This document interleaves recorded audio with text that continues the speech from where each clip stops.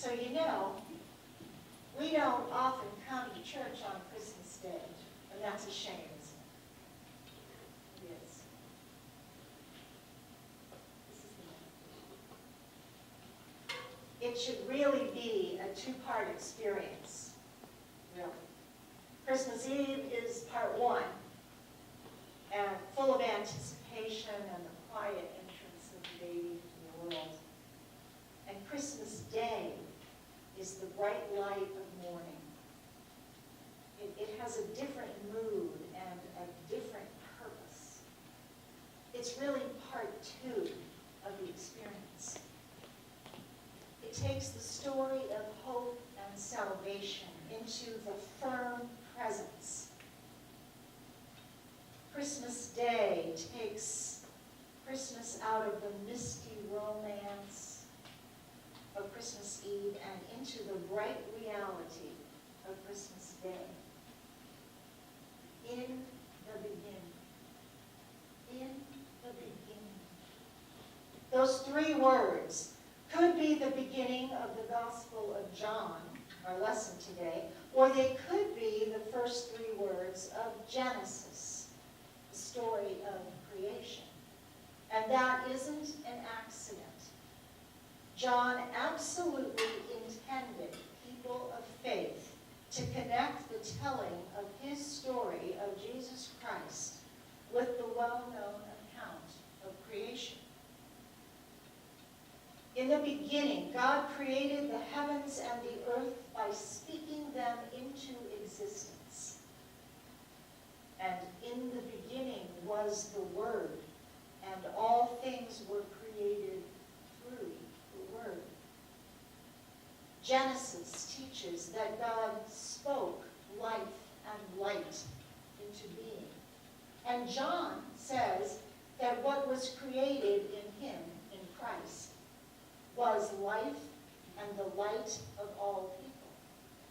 Well, in this simple way, John makes the point that Jesus Christ is God, that Jesus Christ is creator, and Jesus Christ was and is divine, present in power before the world began.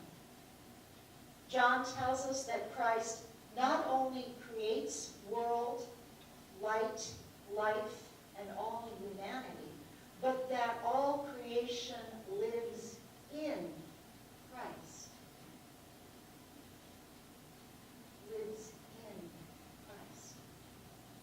Now that's an amazing thing to consider. John uses the name Word for Christ. Word. English notates it with a capital letter. The Greek name would be Logos, not Legos, which many of us have scattered all over the floor of our houses these days, but Logos. As Christians, we understand and accept the next mysterious claim that John makes. The Word became flesh and lived among us. Now, this is an amazing and curious claim. Why? Why did this happen? The question is not how did it happen. That's irrelevant. It's not even important. The question is, why did God do this? If we can accept that God can create a universe, the question of how God could become flesh and live among us is not the question.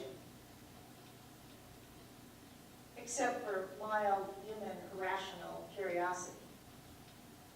It's like a Rubik's Cube. The question is why? Was God merely curious about human life? That's unlikely. Was God bored? Was God short of things to do? Or just merely looking for some, was he short of things to create? It's even more unlikely. God became flesh and lived among us for only one reason.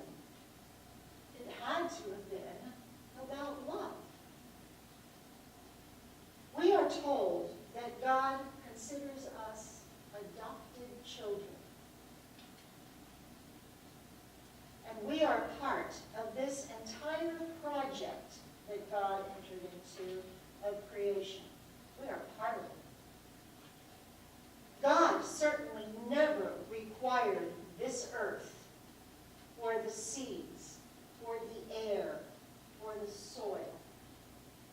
The earth that we live on and through is custom made for our survival. And without it, we can't survive. This world that we inhabit is one of our greatest blessings and one of the biggest ways God has graced us. John tells us, from his fullness, we have all received grace upon grace. I read it just a moment ago. Grace upon grace. This has been our relationship with God from the beginning. God gives us blessings, and we receive them. God graces us, and we accept them. God saves us, and we survive, and we thrive. It's Christmas Day, and we celebrate the new creation, full of light and life that God began in Jesus Christ. The action of the Word, capital W, coming among us, so that we could experience God's love and grace, God's life and light, physically so close that we could reach out and touch. So let's respond to our blessings and our graces, our wonderful creating God, by remembering, first of all of our many blessings. And if we do that, we will truly have a wonderful new year, filled with light and life, living each day in gratitude and joy, generosity to God and to one another. Merry Christmas.